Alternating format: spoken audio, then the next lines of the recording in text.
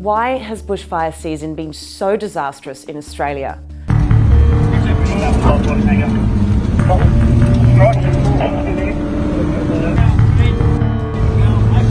Australia is no stranger to bushfires, but this season has come earlier than normal and been more severe than normal.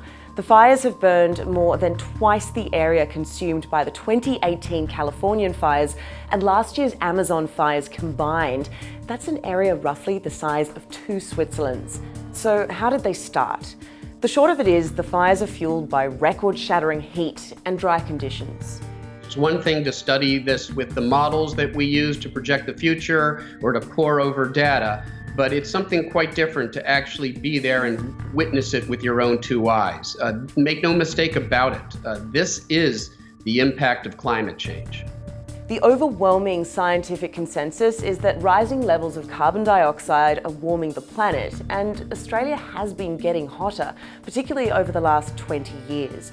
Scientists have warned that more extreme weather patterns and higher temperatures increase the risks of fires, allowing them to spread faster and wider.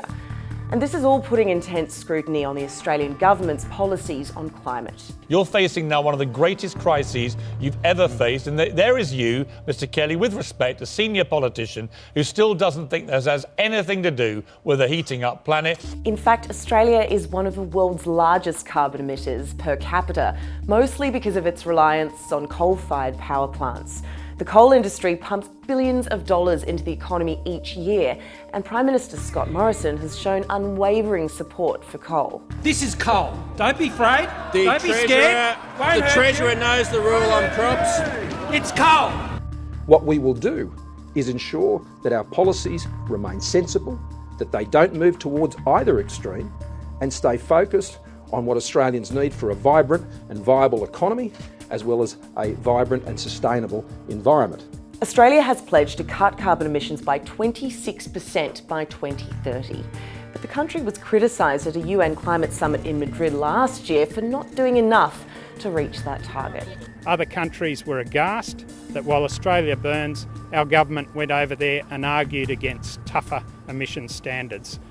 With fires ripping through Australia, taking lives, flattening homes and destroying untold numbers of koalas and other wildlife, Australians are increasingly questioning whether the country's leadership has really got it right. How are you?